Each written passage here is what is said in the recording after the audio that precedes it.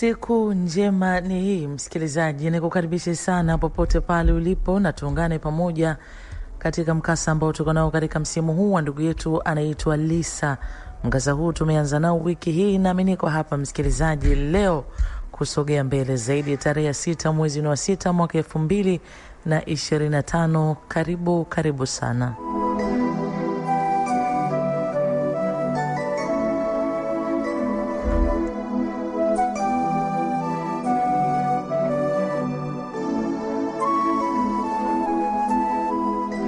Kuna mahali jana tuliishia msikilizaji ndugu yetu Lisa akitueleza kwanza kupotolewa na mamake kipenzi, nikimaanisha mamake ametutoka, hatupo naye tena, au kwa lugha nyingine amefariki. Ndio. Na Lisa anatueleza maagizo ambayo mamake aliyazungumza akiwa bado yuko hai, na anasema ameendelea kuyaishi hayo, na alikabidhiwa kwa ndugu na rafiki wa mamake. Yani ni ndugu lakini pia ni rafiki ambaye wamekuwa na mamake na Lisa kwa miaka mingi, ni watu ambao wamekuwa karibu. Lakini Lisa anatueleza hajawahi kuishi naye huyu mama ile serious kuishi kwa muda mrefu, lakini sasa ndo wanaishi, na amekuwa anasema mwenyewe kuna mazingira ambayo amekuwa anayapitia, amekuwa hafurahishwi nayo. Lakini anatueleza yeye kupewa nafasi ya kuhamia kwa mamake mkubwa. Huyu mamake mkubwa ina maana ni mke mkubwa wa babake, na anamueleza babake, baba mkubwa ameniambia niende na nikakae pale nyumbani, lakini babake anakataa. Karibu sana msikilizaji, tuyasikie mengi zaidi leo Ijumaa ya kipekee kabisa, muendelezo wa mkasa wa ndugu yetu anaitwa Lisa. Karibu.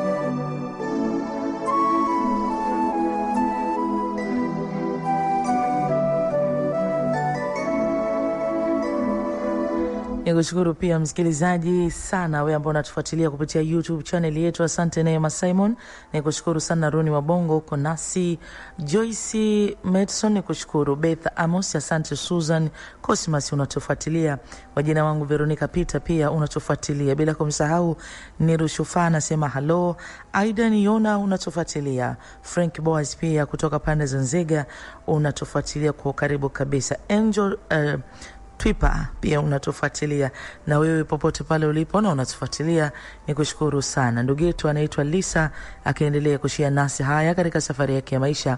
Lisa anasema hata mimi niko na hoji, kwani shida ni nini? Shida iko wapi? Kama mimi naweza nikapata nafasi ya kuishi na mama mkubwa, shida iko wapi? Baba aliniambia hapana, siwezi kuafiki kitu kama hicho. Nikimwambia baba, kwa nini baba? Naomba uniambie kitu ambacho kinaweza kikawa tofauti na hivi ambavyo mimi nimekuwa nikivijua.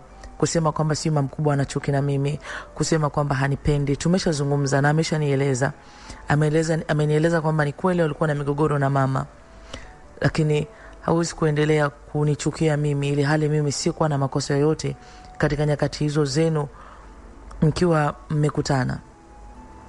Baba akasema sio hivyo unavyosema wewe, sio hivyo unavyosema. Mimi nimeshasema hapana, yule ni mke wangu na namjua, naijua roho yake, sitaki upate matatizo.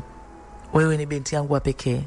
Ni kweli babako mimi nimeshindwa kujitengenezea uchumi wangu wa kukuwezesha wewe, tunaenda hivyo mdogo mdogo, lakini mimi sitaki huyu mwanamke aje kurubuni kwa pesa zake. Nikamwambia baba, mama hajanirubuni kwa pesa zozote, yani nikimzungumzia huyu mama mkubwa. Ni kaka ndo ambaye aliona ni wazo zuri tukakaa pamoja. Hajaniambia chochote ambacho ni kibaya. Kwa nini mnamhukumu mtu kwa historia yake ya siku za nyuma? Baba akaniambia binadamu hawabadiliki mwanangu. Yani binadamu hawezi kubadilika. Kama alikuwa hakupendi jana, hawezi akakupenda leo.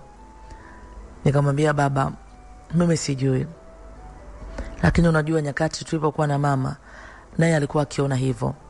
Hata alikuwa akiwachukia kaka zangu, wewe unajua. Lakini baadaye nikikatokea, hasa pia katika nyakati ambazo alikuwa ni mgonjwa, mbona aliona kama hii ni familia yake. Alimpokea kaka kama mwanae. Ndio anaweza akawa hakuwa na moyo kukubali moja kwa moja kutokana na historia, lakini kuna nyakati alisema inawezekana mwanangu unachokisema ni kweli, kwa sababu yeye alikuwa na mitazamo kwamba huenda akina kaka wamepandwa sumu na mama yao. Lakini sisi ni watoto baba, sisi ni watoto. Katika hizo nyakati za kuumizwa kwenu, katika nyakati hizo za kusumbuana kwenu, sisi hatukuwepo.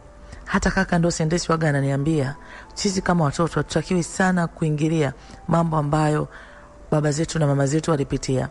Kinachotakiwa tujue kwamba sisi ni ndugu na tunatakiwa tushikamane. Na ndio maana baba, unaniona mimi niko na kaka zangu mpaka leo, kwa sababu hiyo ndo ambayo tuko nayo. Kama kaka akiwa anamsikiliza mamake, mimi nikawa namsikiliza mama, ametangulia mbele yake, lakini bado na yale mama alisema, ina maana tusingekuwa wamoja kama hivi. Baba alisema wewe ni mbishi na unaona kwamba kule unaweza ukaishi maisha mazuri ukapata kila kitu. Lakini yule ni mwanamke wangu, namjua ana masimango sana. Atakutesa sana. Ibora hapo ulipo na amani. Usimuone vile. Anamzungumzia mke wake. Unajua, inawezekana baba anamjua zaidi, mimi simjui mwanamke. Baba aliniambia stop hiyo kitu mara moja. Yaani achana na hizo habari za kipuzi. Sio kila kitu unaweza ukawasikiliza kaka zako. Wewe mwenyewe wakati mwingine sikiliza, pima. Una mahusiano mazuri na kaka zako kwa sababu hamuishi nao pamoja. Na wajua hao ni watoto wangu. Sawa, lakini siku utakapokuwa unaishi nao, mama yao atahakikisha anawatenganisha. Na hapo ndipo atakapofanikiwa. Hivi ndivyo ambavyo baba alisema. Na ukumbuke baba ndiye yule alinikutanisha mimi na ndugu zangu na kujenga upendo huu ambao tuko nao sasa. Niliogopa na baba akaniambia, kafikirie kinachokwambia. Napenda uwe na mahusiano mazuri na ndugu zako, lakini sio katika hiko unachotaka kufanya. Mimi nilimwambia kaka, nahitaji muda zaidi wa kujiweka sawa ili niweze kuja nyumbani. Na hata yule mama alinitafuta na akaniambia, mwanangu, mbona nimekuwa nikikungoja na hauji?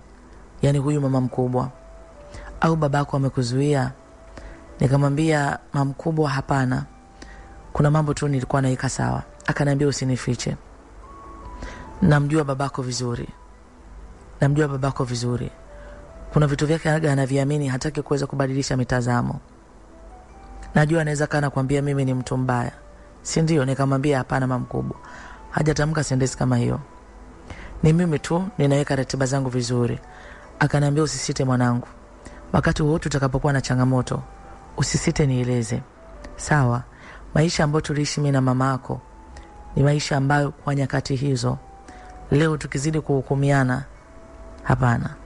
Alafu istoshe, mimi ni mtu ambaye nilishabadilika. Ni babako tu anazidi kuamini kwamba bado niko vile, nina hasira zile. Hapana, kila kitu nilishaachilia, nilishasahau. Kwa hiyo nikuombe sana, ukiwa na changamoto yoyote, wakati wote unasema mama nataka kuja, mlango uko wazi, kaka zako wapo, waeleze. Hata kama niko safari, beba vitu vyako, njoo nyumbani. Na hata niliwaambia waandae chumba chako. Kwa hiyo utakikuta chumba chako, usiwe na wasiwasi. Lisa anasema, mwanamke huyu anaongea na mimi vizuri sana. Sasa baba ameshanipiga marufuku. Baba akiniambia, vumilia hapo kidogo, kuna mazingira mazuri naweka, na nataka wapangaji wakimaliza utakuja kukaa hapa na tutafuta mtu ambaye atakuwa yuko na wewe. Kwa hiyo kila kitu mimi naandaa vizuri, wewe usiwe na wasiwasi. Lakini hilo pendekezo naomba liweke pembeni, life kabisa. Kwa hiyo basi nilisikia kile ambacho baba anasema na niligoma kwenda kule kwa yule mama mkubwa kwa sababu hizi ambazo mimi ninakujuza hapa sasa hivi. Ndio. Mimi niliendelea na maisha, kumbuka niko pia na masomo, na nilizidi kumsisitiza baba kile ambacho ameniahidi atekeleze. Lakini baba ni mtu ambaye husema, lakini kwenye swala zima la utekelezaji ni mtu ambaye ana delay sana. atakuahidi hivi, lakini ahadi zake nyingi zimekuwa zinachelewa sana. Siwezi kumlaumu babangu kwa sababu sasa namjua babangu, najua mazingira ya babangu. Ni mtu ambaye anapambana pia na yeye, na katika mapambano yake pia ana mambo mengi. Kwa hiyo nimekuwa nikilalamika tu kwa kaka, na kaka ananiambia sasa hatujui tunakusaidia nini. Jambo ambalo liko hapa ni wewe kuja nyumbani na unazidi kumsikiliza baba. Ni vyema tunamsikiliza baba na unajua tunampenda baba, lakini kuna mengine mambo inabidi tufanye kwa ajili yetu sisi. Lakini siwezi kumkatalia baba katika kile anachokisema. Kwa mimi mpaka namaliza kidato cha 6, bado nilikuwa nipo katika mazingira ya maisha yangu, yani hivyo tu, na ahadi za baba ndo hivyo. Nimemaliza kidato cha 6, nimefanya graduation na kila kitu. Kaka zangu walikuwa kwa pamoja nami wote, na hata mama pia alituma zawadi. Yani huyu mama mkubwa hakupata nafasi ya kufika. Baba hakupata nafasi ya kufika kwa sababu alisema anaenda kwenye biashara zake huko mji mwingine. Lisa anasema kwa hiyo nilisikitika, lakini kwa sababu kaka zangu walikuwepo, waliwakilisha vizuri, na mimi natakiwa niendelee na maisha. Lazima maisha ende mbele. Nimefanya graduation, baba hakurudi. Nimekaa wiki toka nimefanya graduation, baba hakurudi. Na nikamtafuta baba, nilikuwa simpate. Kaka zangu pia wanamtafuta, wakawa hawampati. Sasa kuna maisha ambayo baba anaishi kama amenijengea mimi pia. Yani baba ni yule baba ambaye kuna vitu vyake anavipa kipaumbele sana. Unaona, na niligundua baba ana mwanamke tofauti na yule mke wake. Yani kwa namna anawasiliana, yani kuna mwanamke ambaye yuko kwenye maisha yake, yani ambaye ni kama permanent wake japo ana mke. Na huyu mama mkubwa naona yani ni mtu ambaye labda hataki kuachana na mume wake, lakini naruhusu kwamba mimi nibaki kuwa mke, huyu abaki kuwa mume. Wanaishi hivyo kwa ajili ya watoto, sio wana sababu gani zingine za msingi. Kwa hiyo hisia kwamba baba atakuwa yuko labda kwa yule mwanamke wake, ambaye mara nyingi inaonekana baba anakuwa huko. Kwa hiyo baba anaweza akasema amesafiri akakata mwezi, niko kwenye mambo yangu, lakini akirudi labda amefanya mambo gani, baba na shida fulani ataanza kusema kuna hela zangu watu hawajaniingizia, watu ni Waswahili sana, subiri mwanangu kila kitu kitakaa sawa. Hatimaye ile pesa ya kodi ikitoka, baba naye ndo tunaipamba, yani wote tunaitumia hiyo wote. Baba atasema ngoja nichukue nifanye jambo fulani. Sasa ambia baba, ile dili ulienda kufanya kule, sio ulisema kwamba wale watu wanakutumia hela, kwa nini wale watu bado hawajakutumia hela? Yani baba ana sababu nyingi sana. Kwa hiyo nilichukua hiyo kwamba baba yupo kwenye mambo yake. Ikapita wiki ya pili hata kaka naye pia alipata mashaka. Kwa nini baba hapatikani? Yani kwa nini baba hapatikani? Mimi nikamwambia sasa sijui, labda ameenda kwa yule mwanamke, yani ambaye nimekuwa nikimuhisi, yani nikihisi kwamba ana mwanamke. Na kaka sio kwamba hajui. Na kaka yuko karibu sana na baba sana, ni marafiki sana. Kaka akasema itabidi nifuatilie, kuna namba ya mwanamke wake nayo.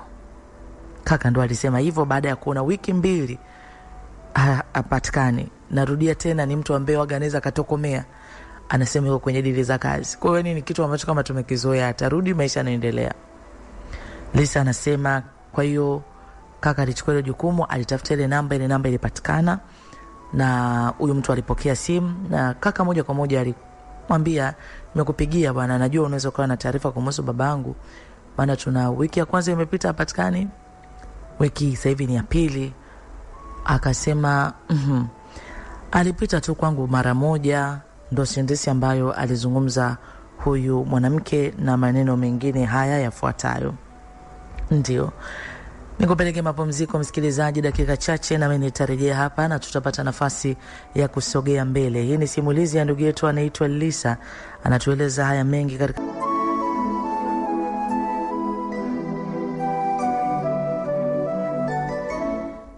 Yes, muda nao ukiwa unazidi kusonga mbele msikilizaji, nami naendelea hapa kukujuza haya mengi, ikiwa ni muendelezo wa kile ambacho ndugu yetu anaitwa Lisa akishia pamoja nasi. Joyce Mseya, nikushukuru sana, unasema unatufuatilia. Susan Cosmas, asante kwa mara nyingine, na wengine wengi bila kumsahau Caroline Talam, asante sana rafiki.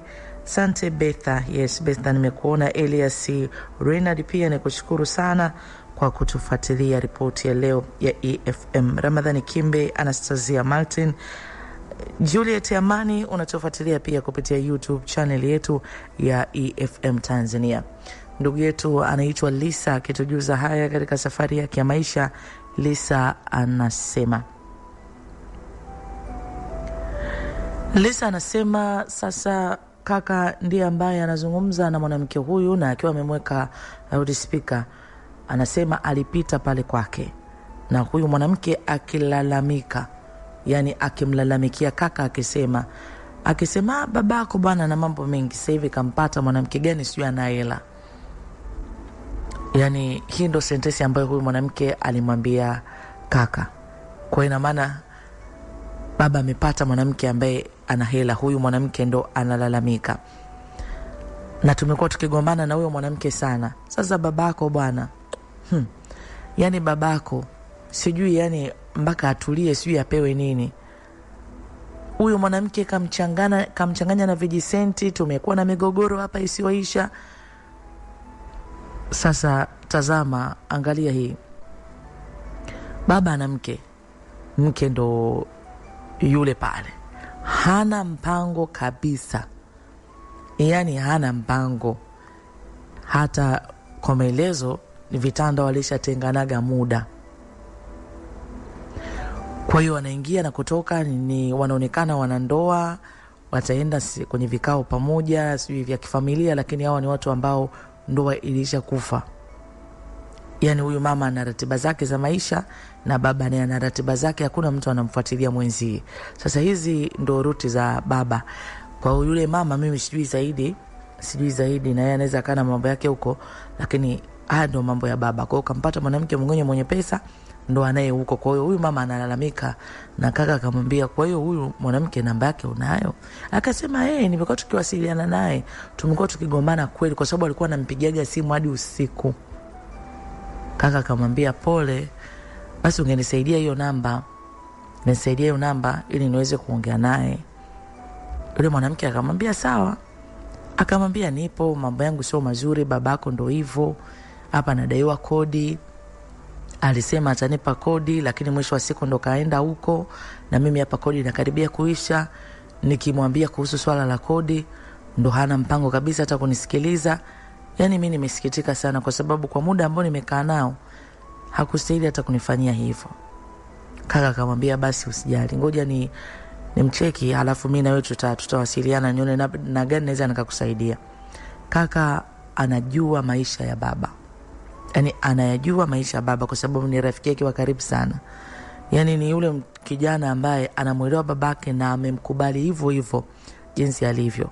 Baba anaweza kaongea, unaona hivi vitu wanavyoongea baba ni vya uongo. Lakini kaka atamwambia nimekuelewa mzee. Hilo wazo zuri sana.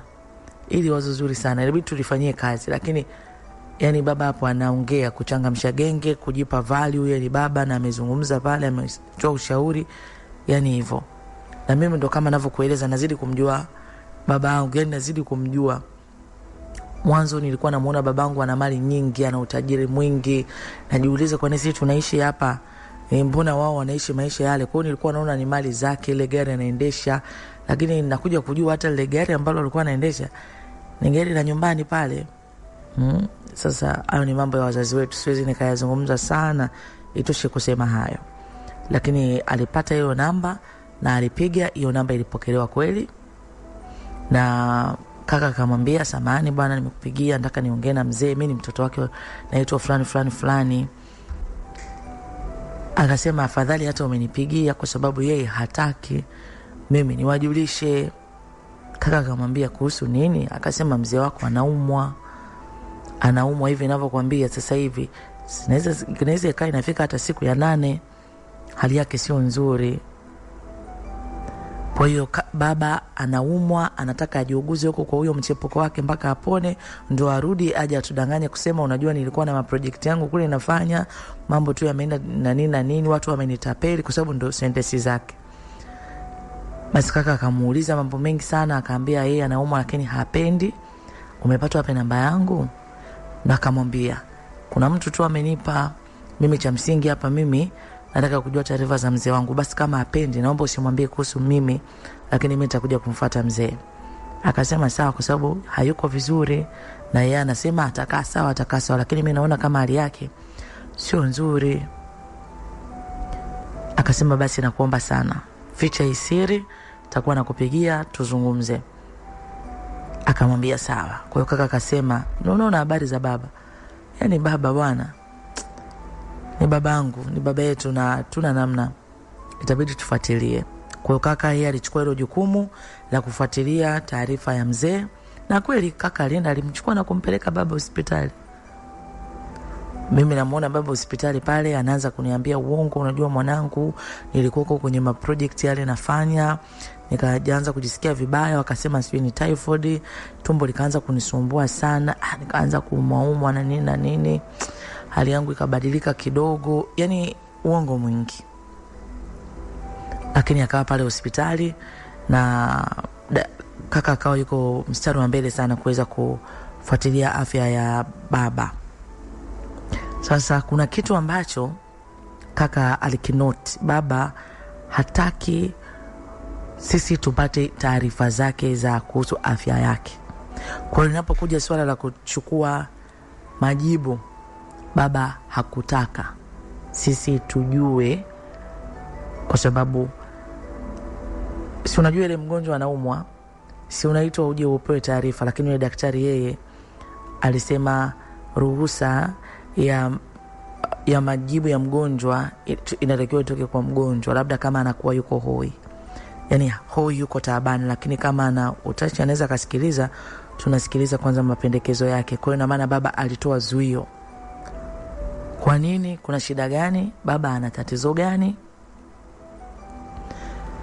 Na kaka akasema baba kuna shida inamsumbua. Kuna shida baba inamsumbua. Lazima kuna shida inamsumbua. Nikamwambia shida gani? Akasema mimi taona hapa. Mwisho wa siku hapa lazima tujue. Kwa sababu hatuwezi kwa tunapambana kila akiuma tunapambana hivyo, tunakuja anapona, nataka safari nijue nini kinachomsumbua mzee. Maneno hayo alizungumza kaka, na kweli kaka alifuatilia kuja kujua kumbe baba alikuwa na matatizo ya kiafya, baba ana maambukizi ya virusi vya ukimwi, lakini ni kitu ambacho amekuwa anakificha. Yuko na hiyo hali kwa muda gani? Je, amekuwa na hiyo hali akiwa yuko na mama? Walijua haya mambo, lakini nakumbuka majibu ya mama katika kufanyiwa katika harakati za kufanyiwa operation. Mimi sikuona kitu kama hicho. Je, ni kwamba mimi sikupewa undani zaidi, labda kwa sababu baba ndo alikuwa yuko kipaumbele, yuko mbele zaidi? Ni kitu gani ambacho kinaendelea? Na baba akasema unajua sasa, kaka akasema unajua sasa baba inaonekana hajakubali hali inayomsumbua, yani hajakubali kwamba kuna shida iko kwenye mwili wake, unaona, na ndio maana anaendelea kuficha, hataki sisi tujue. Okay, tumwache atoke, atufanye sisi tukiendelea hatujui, lakini maisha anayoishi yanaweza akawa yanaendelea kumhatarishia afya yake zaidi. Ndio Lisa anatueleza haya katika safari yake ya maisha. Lisa anasema kiukweli binafsi nilisikitika sana. Najua babangu nimekuwa nikimuona tu ana afya, yuko vizuri, na kweli huwezi ukahisi, japo ni mtu ambaye anaweza kaumwa, na kama ninavyokuambia labda kwa sababu ya nilikuwa naona labda kwa sababu ya mizunguko, mara anakuambia kwa mkoa gani anafuatilia vitu vyake fulani, unaona labda mabadiliko ya hali ya hewa, lakini safari hii ameumwa serious sana, na sasa ndo shida ipo na yeye anatuficha. Nikamwambia je, mama anaweza akawa anajua hili jambo? Akasema nitaongea na mama, huenda mama anajua hili jambo. Ndio Lisa anasema kaka alizungumza na mama yake ambaye ni mama mkubwa, na aliamua kumweka wazi, akamwambia ni kweli baba yenu ana matatizo. Na kwa maelezo ya kaka anasema mama yake anamwambia, unajua baba yenu kwenye maisha yake utulivu, yani kutulia kabisa hivi, imekuwa ni ngumu sana. Kwa hiyo ni mtu ambaye amekuwa na hizo tabia. Lakini mimi ilifika kipindi nikasema kama sitakuwa mwangalifu huyu mwanaume anaweza kaniletea maradhi. Kwa nimeshamuona mara nyingi.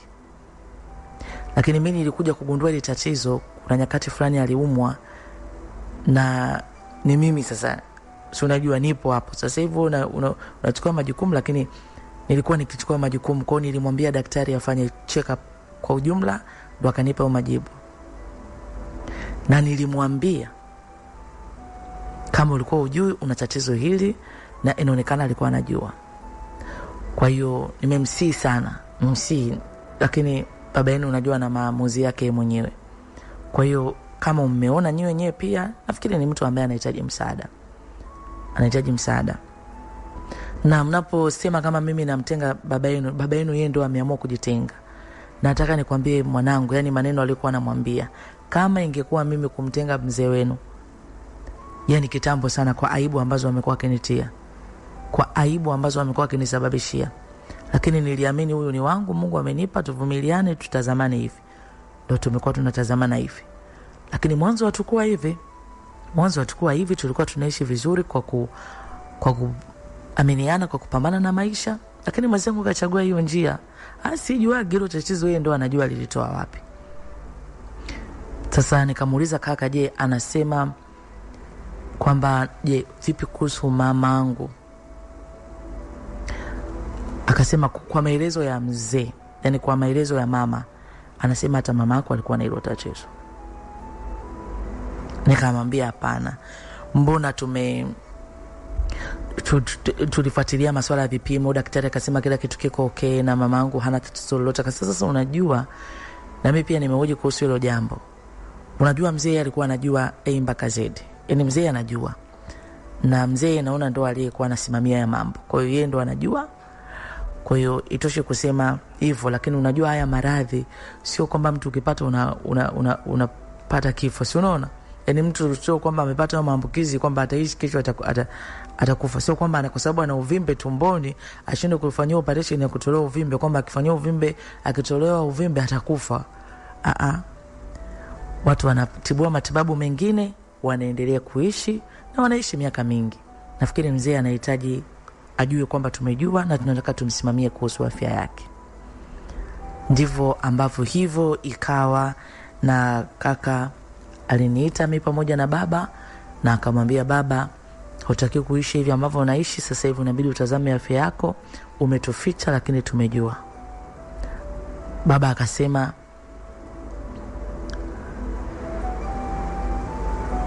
mimi najipambania sana kuhusu afya yangu. Kaka akamwambia sasa hivi tunataka na sisi tusimame tukusaidie kupambania afya yako. Na kaka akamwambia ni lini uligundua una hili tatizo?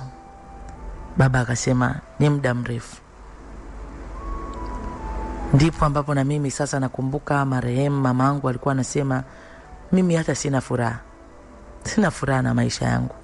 Kwa unakuta labda mama alikuwa akiishi katika hali ya unyonge, hajawahi kunieleza kiwazi zaidi.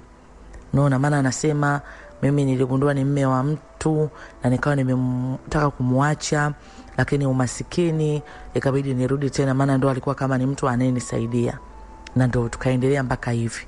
Sasa ni lini aligundua? Labda baba alikuwa tena na mama na akaendelea kuwa na wanawake wengine, sijajua, au ni mama, yani sijui. Alafu tena baba pia na yeye hataki kuongea sana kuhusu haya mambo, hataki kuongea sana.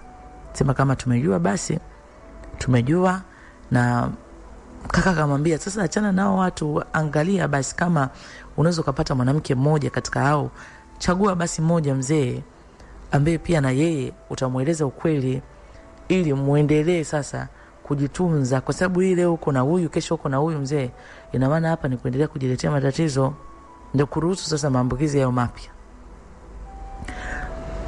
Nakumbuka baba hakujibu lolote, lakini tukawa tumejua na mimi nikawa nimejua binafsi kwamba tunatakiwa tumtazame mzee. Lakini nikwambie, inavyoonekana baba yeye binafsi hafurahii maisha pia ambayo anaishi. Yani hafurahii. Sijajua nini zaidi kimemkatisha tamaa zaidi ya masuala ya kiafya ambayo yeye yanamsumbua. Na mimi nimekuwa nikiamini kwamba haya maradhi yapo na watu wanapata na watu wanaishi. Kinachoweza kumtesa mwanadamu ni pale ambapo atashindwa kuaccept kwamba tatizo lipo, lazima niendelee kukabiliana nalo. Lakini kusema haiwezekani wakati imeshatokea, ina maana hapo ni kuzidi kujiharibu kisaikolojia. Kwa hiyo ninavyoona mzee wangu yeye binafsi, ni kama ni kitu ambacho yani kama kinamsumbua. Alafu inaniuma zaidi kwa sababu inaonekana hata watu ambao wanakuwa nao hawaelezi ukweli. Yani hawambii bwana mimi 1 2 3. Ni mtu ambaye anaingia nao kwenye mahusiano, na ukimwona mzee wangu unaweza kuona yuko fiti, wanakuwa kwenye mahusiano. Kwa hiyo mtu mwenye kuepuka hilo jambo Mungu anamuepushia, mwenye kuingia kingi anaingia kingi, kama mtu labda alikuwa anatumia kinga au vyovyote hatujui. Lakini ni mtu ambaye onekana na yeye hajakubali moja kwa moja na kuona na sababu ya kuendelea kuishi maisha mazuri ya kujitunza na kutokuhangaika na mahusiano mengine. Ndio niko mepeleke mapumziko kwa muda.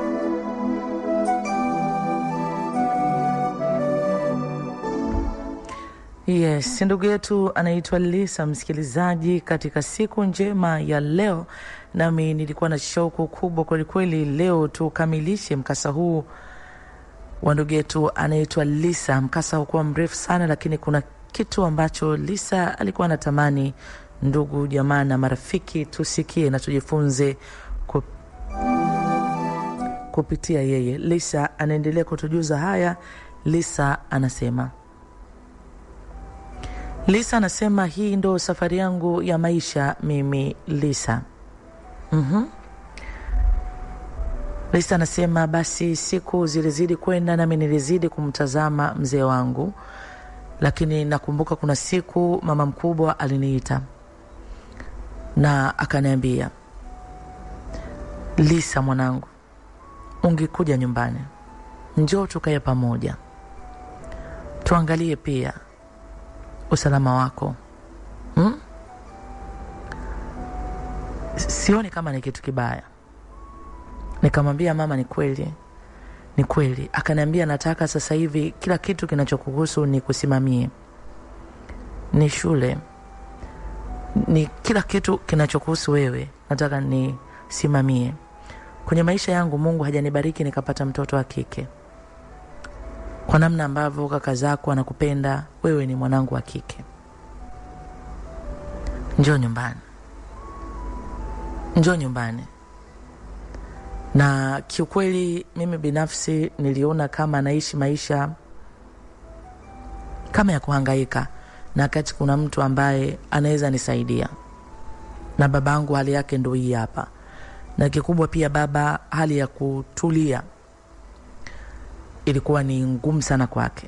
Yani hayo ni mambo ambayo baba yani mnaongea.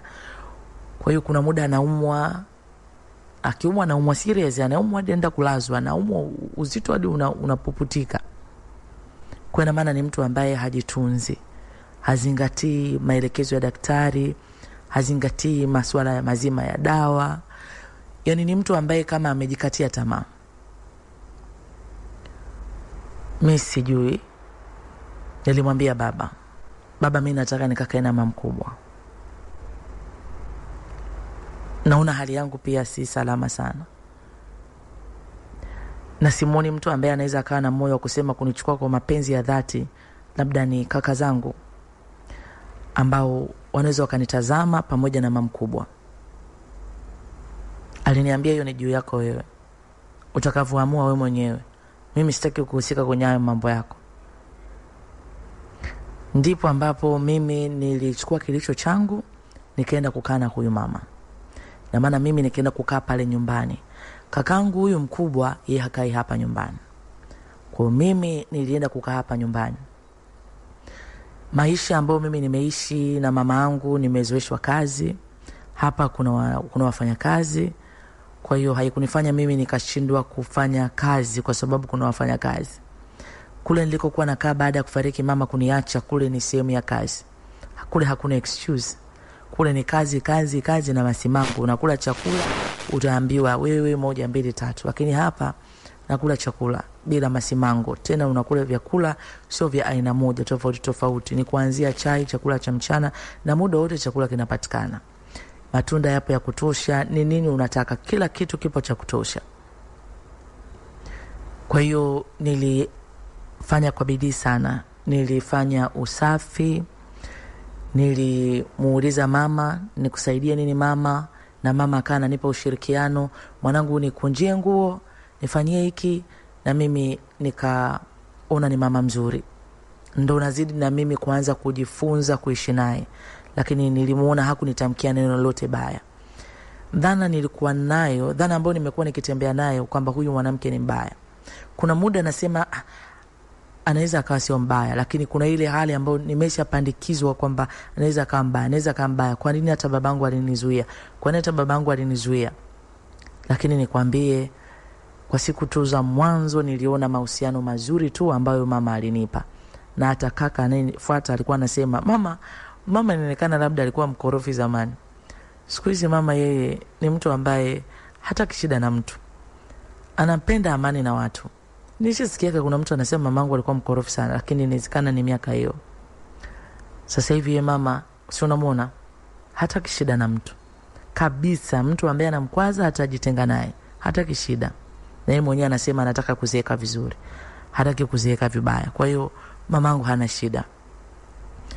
Haya anatueleza ndugu yetu mpendo wetu rafiki anaitwa Lisa. Lisa anasema, babangu kuna nyakati aliumwa tena, na hapo mimi mama mkubwa akawa ameshanitafutia chuo. Sababu nilipomaliza kidato cha 6 sikufanya vizuri sana. Sitaki kujitetea, lakini mazingira yangu pia kwa namna moja ama nyingine hayakuwa mazuri sana, lakini haiwezi kaa kitetezi kikubwa. Kwa hiyo sikufanya vizuri. Kwa hiyo nilihitaji kutafutiwa chuo kizuri. Na mama mkubwa ndo aliyebeba hilo jukumu na kunitafutia chuo kizuri.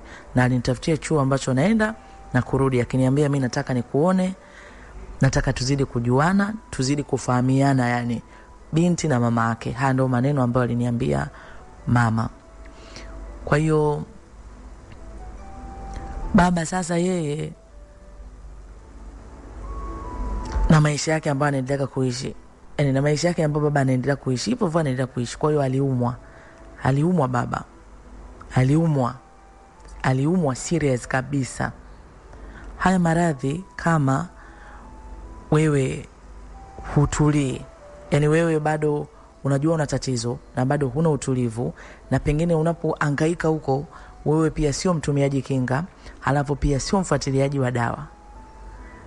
Kupata magonjwa nyemelezi inaonekana ni kitu rahisi. Halafu unajua tena mzee wangu pengine sio mzingatiaji sana wa vyakula, kwamba akala kwa wakati, si yuko hivi mara hivi. Kwa hiyo ilimpiga safari, ilimpiga kweli, yani aliumwa kweli. Kuna ile anaumwa anapata nguvu anaamka tena, hii ilimpiga muda. Impiga na akalazwa muda mrefu.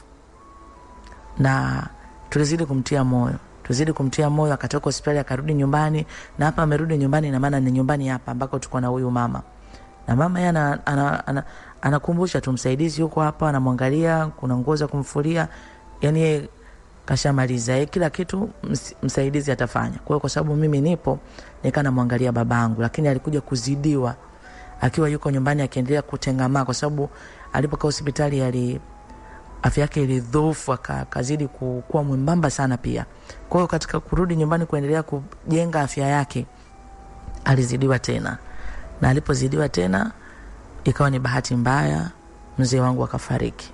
Lakini mimi nilikuwa naamini mzee wangu anaweza akasurvive kwa yale ambayo daktari alikuwa anasema. Sijajua nini kilichomkatisha tamaa baba, yani sijui, yani sielewagi, lakini nilikuwa naamini ana nafasi ya kuishi. Kuna watu wanayo matatizo wanakunywa dawa vizuri na wanaishi miaka mingi, wanajitunza wanaishi miaka mingi. Basi sijui kuhusu mzee wangu, lakini nataka nikwambie majukumu ya malezi hata baba alipoondoka, huyu mama mkubwa ndiye aliyeyachukua. Na aliniambia, mama amelala, baba amelala, unaye mama niko hapa, una kaka zako wako hapa, usiwe na wasiwasi wowote, na mtu yoyote asije hapa akaondoa amani hii tuliokuwa nayo. Akaniambia mimi au akakwambia wewe, kwani unahangaika na huyo? Kuhangaika na huyo mama sio mama mzuri. Tunaishi sisi ndio tunajua mimi ni mzuri au ni mbaya. Watu wengine wana historia za nyuma ambazo wanahisi bado tuko vile, kumbe tulishabadilika. Wanaendelea kubeba mabango na kusema wabaya, kumbe sisi tulishabadilika. Yale magomvi na mama yako, zile chuki hasa matulizozifanya zilikuwa nyakati hizo, sio sasa. Huyu mama alinionyesha upendo. Nilisoma katika mazingira mazuri. Alikuja kwenye graduation yangu.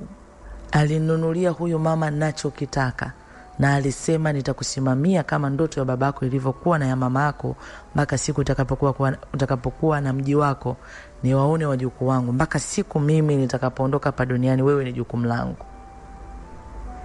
Kaka zangu pamoja na mimi tulizidi kushikamana. Ukituona sisi ni familia, ni baba mama, ni baba moja mama moja, ni mama moja sisi, kwa jinsi ambavyo tunaishi. Tatizo la mwenzako ni tatizo lako.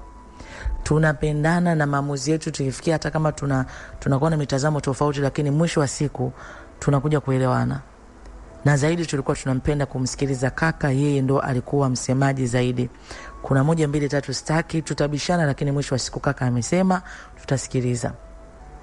Na hata mama alikuwa anasema, kaka yenu kasema. Kaka yenu akisema, mnaweza mkamshauri, lakini mashauri yake inatakiwa myasikilize. Na kaka yetu ametutunza pia katika kuhakikisha tunazidi kuwa wamoja. Mimi kama Lisa, kama ningeendelea kushikilia kile kitu mamangu alikuwa anasema, sio vibaya kuwasikiliza wazazi, ni kitu kizuri. Ni kitu kizuri, tunapaswa kuwasikiliza. Lakini kama na mimi ningekuwa nabeba chuki ya yale ambayo mama alikuwa akisema, au kaka zangu wangekuwa nabeba chuki, ina maana sisi mpaka leo tungekuwa ni watu ambao tunachukiana. Huu mmoja tuliokuwa nao tusingekuwa nao tena.